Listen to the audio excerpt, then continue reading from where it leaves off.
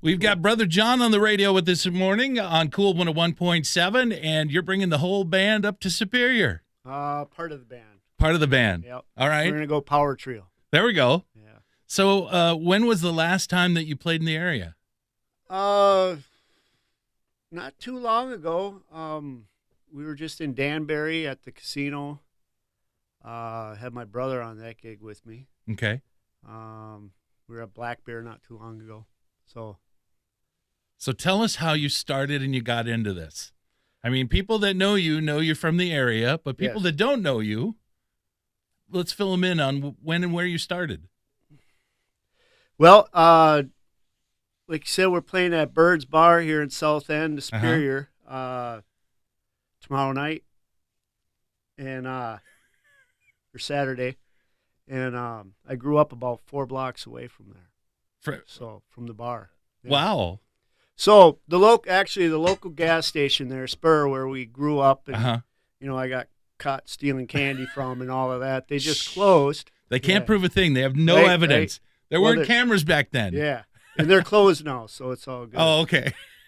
But my brother and I were in the store drinking beer for the closing, and the gal from Birds was there. And said, hey, let us come play your bar. She said, okay. Nice. Yeah, so that'll be fun. So what got you into this? Was it somebody bought you a guitar, or have you always wanted to do this?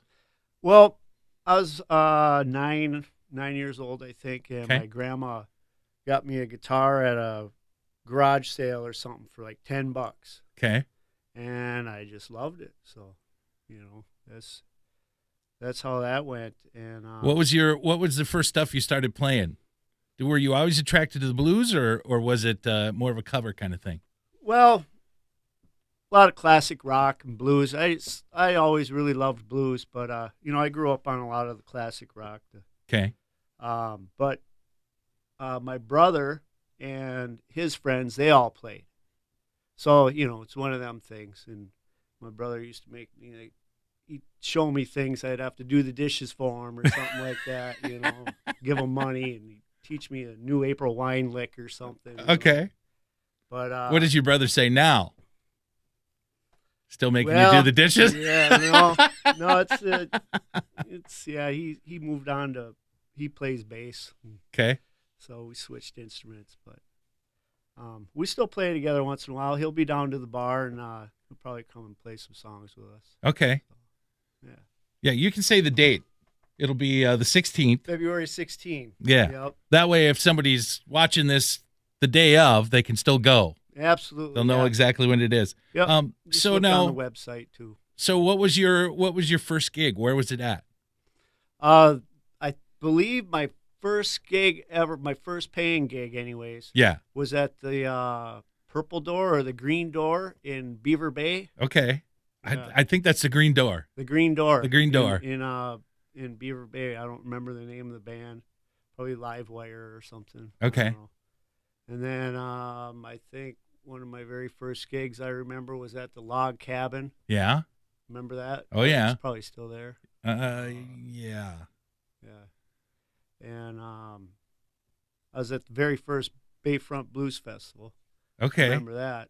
Since we were just talking about that. It's very big now. Now it's way different than it was. Yeah. Yeah, absolutely. But that was pretty cool. So then you obviously moved on. Where did you go first to start bringing your music to the next level? Just started making records. Mm-hmm. Where did you start making them? Basements, studio was, regular old places. But we cut a lot of it in Hudson, Wisconsin. Okay. Some in Minneapolis, kind of all over, mishmash, and it's tough making records. So I don't think people realize the work that goes into that. Man, I mean, there's the whole writing process alone, which could kill you. Yes, and the pre-production. Yeah. Which is just another fancy word for practice. Yeah. Yeah. And the expense. Exactly. And then on the back end, this stuff. Yeah. You always have to be out there telling people about it. Got to. Yeah. And it's funny, I want to make a video, and maybe you'd agree with me on this. I want to make videos called "So You Want to Be," and then have it be like, "So you want to be an actor? Here's what goes into being an actor." It's not all, "Hey, I'm in this No. movie," and blah. There's all sorts of stuff. And I want to have "So You Want to Be a Musician," or "So You Want to Be a Star," No. and they get to see everything that goes into it. This is exactly what you have to do. It's not all, "Hey, I'm on stage and I'm good looking and I'm making millions of dollars." Right. Well, It's not that at all. I'm glad I chose guitar versus drums because, when you're 9 years old, you don't think of having to haul your drums up, 2 flights of stairs to the stage and Yeah. then look at some dude's ass all night. You just don't think of all that. So Right. Yeah, and the other thing is, I mean, really, with a guitar, I mean, you can pull an acoustic in yeah, and be ready to go. With drums, it isn't. no, it's not like You got to have something with drums, and yeah. usually, I think the drummers nowadays they got this little wooden box that they all play. They sit on the Cajones. box, and Yeah. something like that. Yeah, them are fun. So what was your kind of wow moment being in the music business? What was the moment that you just kind of went, "Wow, I'm here. I've got the sound I want now"? Because I know when you're doing all those home things and you're starting out, there's that sound that drives you in your head. Yeah. Where was it that Haven't happened? quite got there yet. Yeah. No. But for me, music is just something you don't really have control over. You do it, Mhm. and for whatever reason, whatever drives you, I just remember when I was like 9 with that crappy little guitar sitting in the corner, just staring at it like it was a Playboy magazine, Mhm. and I still get that feeling about music. It's nothing like I thought it would be at all, but I still just do it, and I'm still looking for that sound. Okay. Always looking for that sound. Do you feel like you get it sometimes, like as you're listening to your projects along the way, that like, Sometimes, okay, that's where it was then? Because to me, all albums are just snapshots.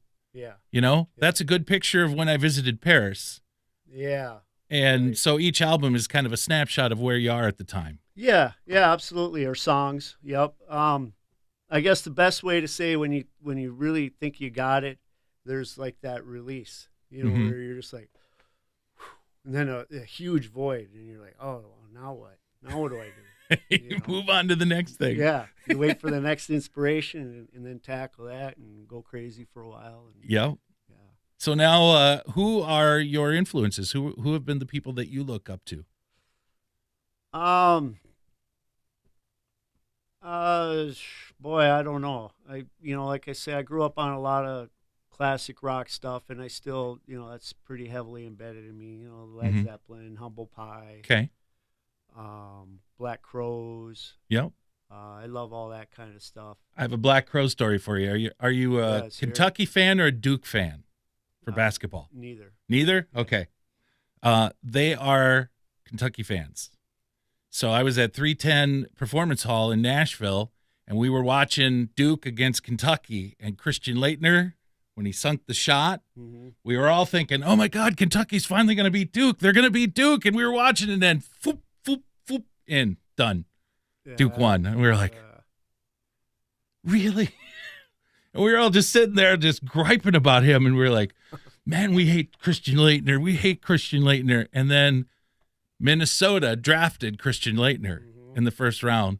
And I had a chance to see the Black Crows sometime later, and I told them, "You guys know I'm from Minnesota, don't you?" And they were like, "Oh, man, traitor." Because I'm a big Kentucky basketball fan. Yeah. I mean, I like Minnesota sports, but I like Kentucky. Yeah. That's my basketball team. Yeah, right on. So now who shaped your music the most? Is it Zeppelin, or are you more, now that you've been doing this a while, is it more the blues artists? More of the blues. I just remember the way I really got into the blues was like Robert Johnson. I first started hearing that, looking at the records, which we don't have anymore, and going, Willie Dixon. I thought Jimmy Page wrote that, or what. So or Eric Clapton. Right, did right. A lot of the Robert Johnson stuff. So I went back, and then it's just a guy on an acoustic. I was like, whoa, what's that? And just raw. One microphone. One microphone, yeah. And half one drunk. take. Yep. One take, half drunk. And a lot of those Robert Johnson sessions are just, okay, Robert, go. Go. Yeah. That's it. You got 15 minutes. Yeah. 30 songs. Yeah. Yeah, and I just like that. So I really, for a while, just really dug into all of that old Blind Lemon Jefferson and just all of that stuff. And then, I don't know. I don't consider myself a blues artist or a classic rock or a rock. I write music. Mm-hmm. I write country. I write jazz. I write heavy metal. I write music because that's whatever comes up at the time. What do you like to be called? Let's put it that way, because sometimes just a rock. You ask rock Clapton, guy. he'd say a blues rock guitarist. Yeah, pretty much. Okay. Yeah, blues rock would be probably a good fit. So how does it feel coming back home, playing the bar that's down the road from where you grew up? Oh, that'll be fun. Is there that little? I know when I moved away and people started talking, oh, he's on a big radio station, and then when I came back, it was like I'm Chris again. Mm-hmm. Do you find that happening already? Everybody's just like, this is John. Yeah. This is what he he does. It's actually a lot of the my friends that I grew up with live in the cities now. Okay. So they've seen the band, and they'll just be like, hey, Hey, sell some shirts. Yeah, you remember when you ate all that toothpaste? Do they do that to you? Yeah, Sean will be doing that. Remember when you downed 4 beers? I remember that. That was fun. Oh yeah. And all the old stuff that you did that's embarrassing, they bring it back. Yeah, Sean did that. We had played our class reunion last year. Okay. And Sean just jumped up on the mic, and an old friend of mine started sharing good old war stories. You almost need that though to stay grounded. Yeah. That's when you just go, yeah, I'm not that guy. I'm the same old guy. Yeah, same old person. Yeah. Well, I wish you luck. I think that's great. Again, you're going to be playing the 16th at Bird's Bar. This is the shameless plug part of our interview. So tell me your website, every way that people can get a hold of you. Best place, Facebook, Brother John Band. Okay. John is spelled Jon. So if you ever want to find out where we're playing, Facebook.com/Brother John Band or BrotherJohnBand.com. Check out the YouTube for videos. Okay. Subscribe. That would be great. And we'll have all the links hooked onto this video. So if people want to go there, we'll have everything up, and they'll be able to bop over there real quick if they're watching this. Great. All right. Thanks Chris. so much, and have a good gig. Thanks.